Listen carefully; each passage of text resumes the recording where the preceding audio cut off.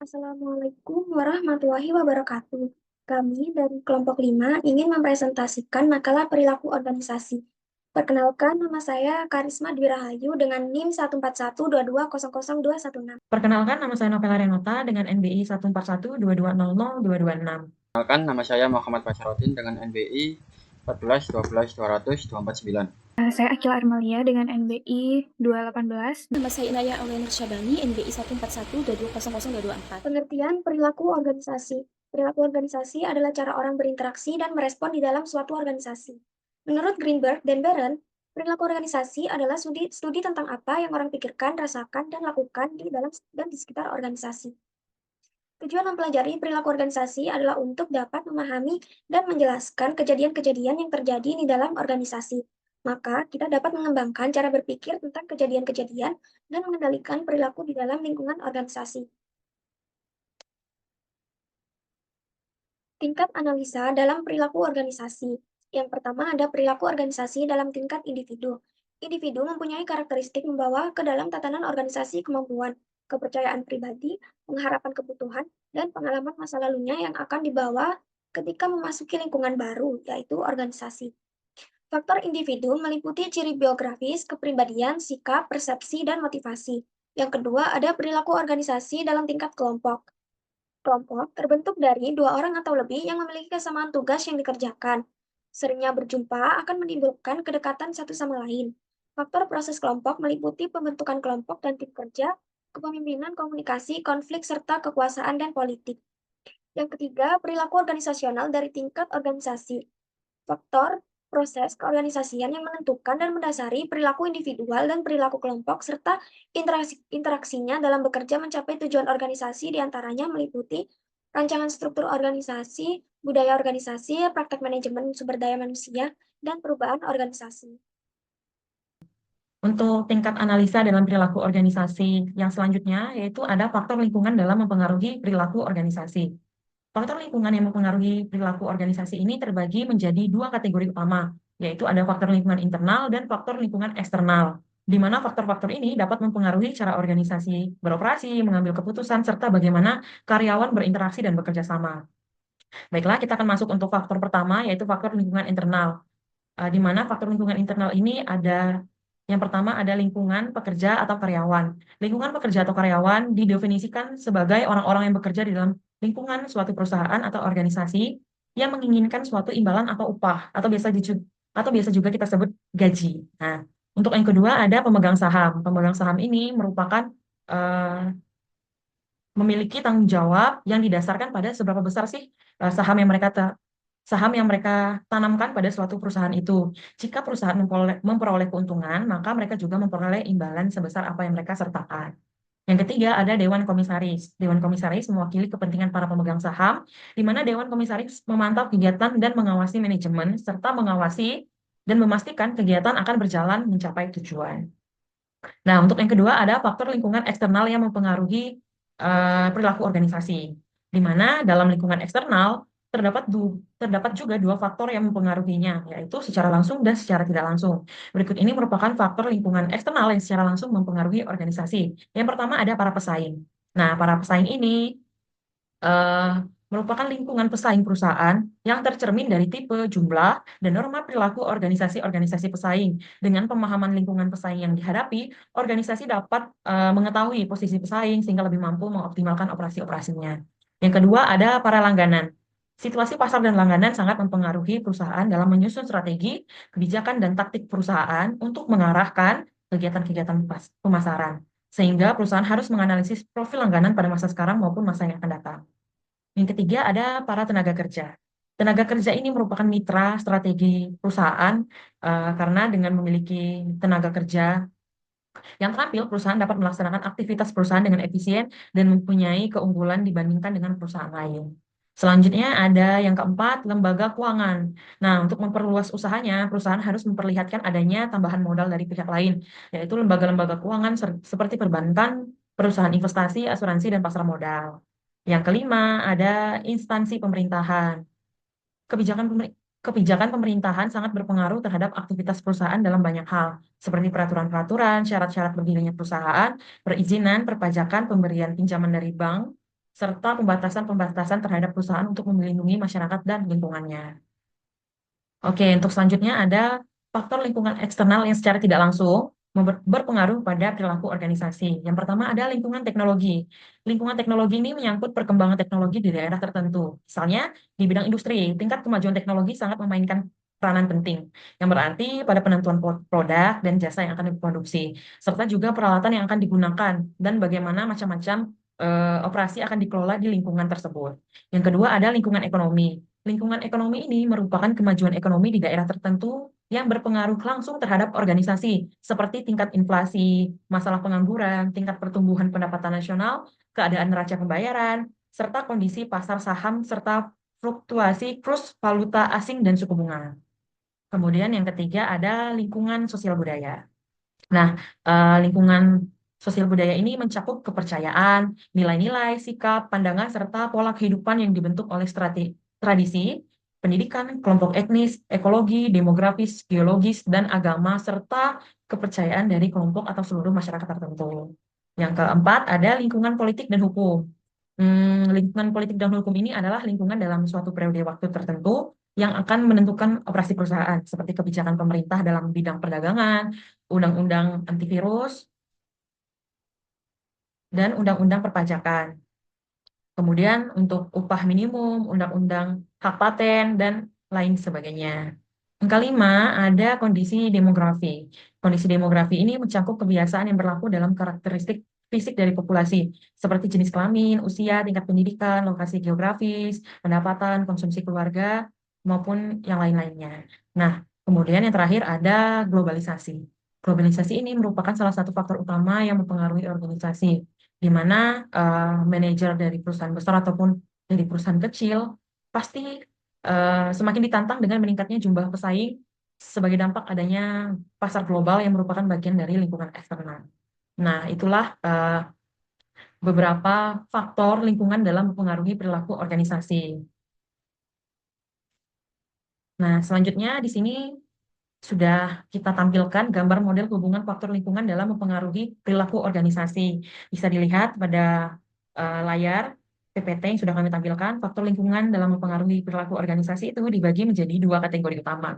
Yang pertama ada faktor lingkungan internal dan faktor lingkungan eksternal. Nah, kita masuk dalam faktor lingkungan internal. Yang pertama ada lingkungan pekerja atau karyawan, ada pemegang saham dan dewan komisaris. Selanjutnya untuk faktor lingkungan eksternal, dia juga terbagi menjadi dua tipe, di mana faktor ini dipengaruhi secara langsung dan secara tidak langsung. Untuk yang secara tidak langsung itu seperti para pesaing, para langganan, pasar tenaga kerja, lembaga keuangan, dan instansi pemerintahan. Sedangkan secara tidak langsung itu seperti lingkungan teknologi, lingkungan ekonomi, lingkungan sosial budaya, lingkungan politik dan hukum, kondisi demografi, dan globalisasi. Tujuan memahami perilaku organisasi. Ada beberapa bab, yaitu bab pertama adalah prediksi, yang kedua eksplanasi, yang ketiga pengendalian, yang keempat adalah keterkaitan beberapa disiplin ilmu terhadap perilaku organisasi, yang antara lain yaitu psikologi, sosiologi, psikologi sosial, ilmu politik, dan ilmu politik. Dan saya nanti akan memberikan gambaran model hubungan disiplin ilmu terhadap studi perilaku keorganisasian menurut ahli yaitu Stephen Robin. Untuk yang pertama yaitu prediksi.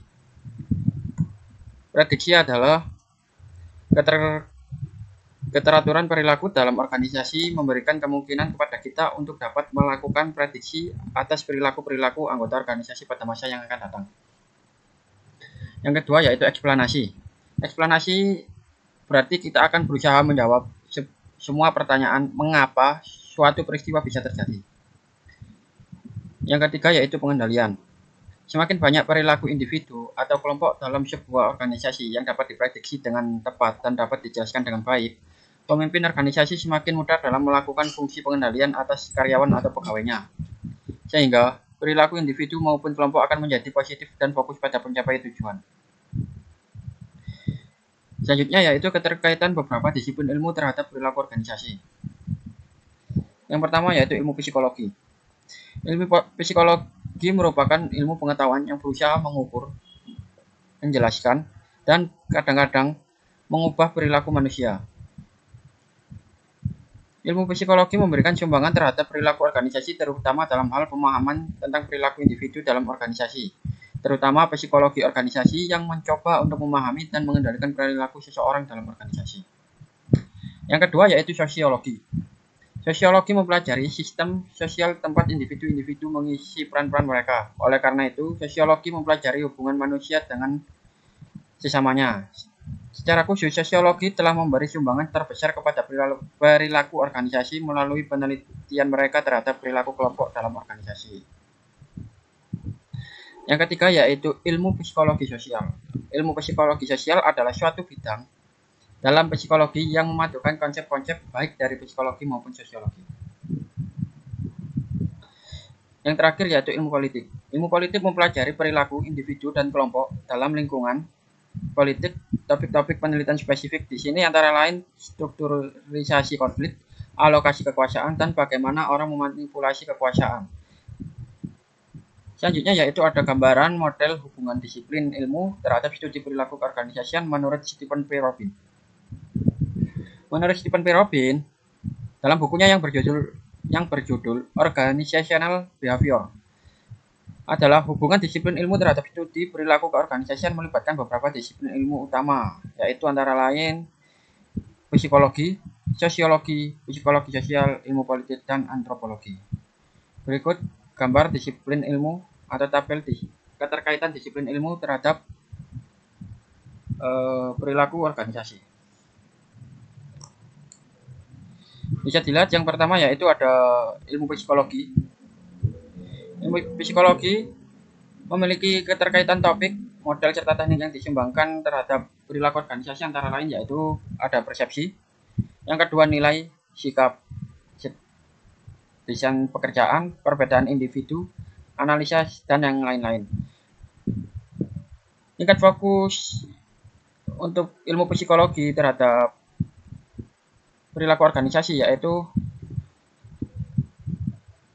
berlaku untuk individu. Yang kedua ada ilmu sosiologi.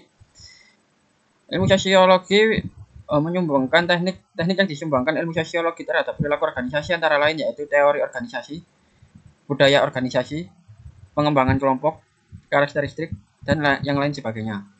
Ilmu sosiologi sangat berkaitan dengan bertingkat fokus pada kelompok. Yang ketiga yaitu ada ilmu psikologi sosial. Ilmu psikologi sosial berkaitan dengan perubahan perilaku, perubahan kelompok, proses kelompok, efektivitas kelompok, dan yang lain sebagainya.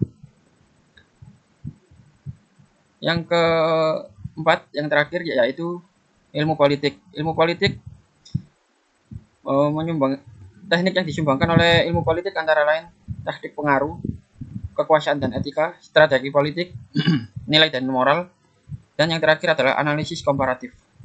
Ilmu politik berfokus kepada organisasi dan kelompok yang sangat berkaitan kepada bidang perilaku organisasi. Untuk materi selanjutnya dilanjutkan oleh rekan saya. Di sini saya akan menjelaskan mengenai teori tipe-tipe kepribadian menurut teori Carl Gustav Jung. Teori ini menjelaskan kepribadian adalah pendekatan psikologis yang menekankan peran ketidaksadaran kolektif dan arketip dalam membentuk kepribadian manusia. Jung berpendapat bahwa di samping ketidaksadaran kepribadian, terdapat ketidaksadaran kolektif yang berisi pengalaman dan pengetahuan yang diwariskan generasi ke generasi. Kemudian dapat dibagi beberapa menjadi 8 tipe. Contohnya 1 extravert sensing atau ES, kedua extravert intuition IN, lalu ada extravert thinking ET, dan extravert feeling EV, dan introvert sensing IS, dan 6 introvert intuition IN, kemudian introvert thinking IT, dan yang terakhir introvert feeling IF. Selanjutnya ada teori Galanus. Di sini menyebutkan teori Galanus adalah terpengaruh oleh kosmologi Empedokles yang menganggap bahwa alam semesta beserta isinya ini tersusun atas 4 unsur pokok, yaitu tanah, air, udara, dan api. yang masing-masing mendukung sifat tertentu, yaitu tanah mendukung sifat kering, air mendukung sifat basah, udara mendukung sifat dingin, dan api mendukung sifat panas. Maka Hippocrates pada tahun 460 hingga pada tahun 460 atau 370 berpendapat bahwa juga di dalam tubuh manusia terdapat sifat-sifat tersebut yang didukung oleh cairan-cairan yang ada di dalam tubuh, yaitu satu, sifat kering didukung oleh coik, sifat basah didukung oleh melankoli, kemudian sifat dingin didukung oleh phlegma, dan sifat panas didukung oleh sangius. Selanjutnya di sini saya akan menjelaskan tentang teori Kretschmer. Teori Kretschmer menjelaskan bahwa bentuk tubuh seseorang dapat terkait dengan sifat kepribadiannya. Kretschmer membagi manusia menjadi 5 tipe berdasarkan ciri fisik dan temperamen, yaitu yang pertama ada tipe piknis. Ciri fisik tipe piknis adalah badan agak pendek, dada membulat, perut besar, bahu tidak lebar, leher pendek dan kuat, serta kepala sedikit merosot ke muka di antara kedua bahu, yang membuat bagian atas tulang punggung tampak melengkung. Lengan dan kaki tampak lemah dengan banyak lemak sehingga urat dan tulang tidak terlihat jelas. Dan tipe ini biasanya lebih nyata setelah usia 40 tahunan. Sifat kepribadian mereka cenderung bersosialisasi, ramah, dan juga optimis. Yang kedua yaitu ada tipe leptosom. Ciri fisik tipe leptosom meliputi tubuh yang langsing dan tinggi, perut kecil, bahu sempit, lengan dan kaki lurus, serta tengkorak agak kecil dengan tulang wajah yang terlihat jelas. Muka mereka berbentuk seperti bulat telur. Sifat kepribadian ini biasanya pemalu, introspektif, dan lebih analitis. Yang ketiga yaitu tipe atletis. Ciri fisik tipe ini menunjukkan tubuh yang seimbang antara tinggi dan lebar, dengan otot yang kuat dan badan yang kokoh serta tegap. Mereka memiliki bahu yang lebar, perut kuat, dan kaki yang kuat, tetapi tampak lebih kecil dibandingkan bahu. Tengkorak mereka ini cukup besar dan kuat, dengan kepala dan leher tegak, serta muka berbentuk bulat telur. Sifat kepribadian ini mereka lebih aktif, percaya diri, dan seringkali berorientasi pada tujuan. Yang keempat ada tipe dysplastis. Tipe dysplastis tidak memiliki ciri fisik yang khas, melainkan merupakan campuran dari ketiga tipe sebelumnya ini, dengan bagian-bagian tubuh yang beragam dan tampak tidak serasi satu sama lain. Sifat kepribadian tipe ini kompleks dan sulit didefinisikan, seringkali menunjukkan sifat yang bervariasi. Yang terakhir yaitu ada tipe temperamen. Tipe temperamen ini dibagi menjadi dua, yaitu tipe skizotim dan juga tipe siklotim. Untuk tipe skizotim ini, ciri fisiknya tidak spesifik, tetapi mereka cenderung menutup diri dan lebih suka menghabiskan waktu sendiri. Mirip dengan gejala autisme, sifat kepribadian mereka mengarah pada ketidakmampuan dalam interaksi sosial. Sementara itu, untuk tipe siklotim juga tidak memiliki ciri fisik yang jelas, tetapi mereka mudah merasakan emosi orang lain, dengan suasana hati yang sering berubah-ubah antara bahagia dan sedih. Jadi, untuk teori Kretschmer ini menunjukkan hubungan antara fisik dan psikologi, yang memberikan wawasan tentang bagaimana aspek fisik dapat mempengaruhi sifat-sifat seseorang. Selanjutnya yaitu ada teori Seldon. Teori Seldon ini membagi kepribadian manusia menjadi 3 komponen, yaitu komponen kejasmanian, komponen temperamen, dan juga komponen psikiatris. Yang pertama ada komponen kejasmanian. Komponen ini terdiri dari 2 bagian, yaitu primer dan juga sekunder. Yang pertama ada komponen kejasmanian primer, terdiri dari 3, yaitu endomorfi. Orang dengan komponen ini cenderung lembut dan gemuk, dengan berat badan yang relatif besar. Yang kedua, mesomorfi. Tipe ini memiliki otot yang dominan dan tubuh kokoh, terlihat kuat dan tahan sakit. Yang ketiga, ektomorfi. Orang dengan tipe ini biasanya jangkung dengan dada pipi dan otot yang hampir tidak terlihat. Selanjutnya ada komponen kejasmanian sekunder, terdiri dari yang pertama yaitu displasia, yang menunjukkan ketidaktepatan campuran dari ketiga komponen primer. Yang kedua, ginandromorfi, menunjukkan adanya sifat dari jenis kelamin lawan, misalnya pria yang memiliki sifat yang lebih feminin. Yang ketiga yaitu tekstur, yang menunjukkan bahwa bagaimana penampilan fisik seseorang secara keseluruhan. Yang kedua ada komponen temperamen. Komponen ini juga terdiri dari 3 tipe. Yang pertama yaitu tipe Viscerotonis, yang memiliki sifat santai, suka hiburan, gemar makan, dan membutuhkan interaksi sosial. Yang kedua tipe Somatotonis, memiliki sifat energik, suka bergerak, dan lebih suka berbicara terus terang. Yang ketiga tipe Cerebrotonis, yang memiliki sifat ragu-ragu, cepat bereaksi, dan cenderung menghindari keramaian. Mereka hidup teratur dan suka tidur. Dan komponen yang terakhir ini yaitu komponen psikiatris. Komponen ini mencakup 3 hal, yaitu yang pertama ada afektif, terlihat pada penderita psikosis jenis depresi dengan emosi yang ekstrim. Yang kedua paranoid, mereka banyak angan-angan dan pikiran yang tidak realistis. Yang terakhir yaitu hibrid, terlihat pada penderita skizofrenia dengan sifat asosial atau antisosial. Jadi, kesimpulan untuk teori Sorkin ini memberikan wawasan tentang bagaimana teori fisik, temperamen, dan psikologis berinteraksi untuk membentuk kepribadian seseorang.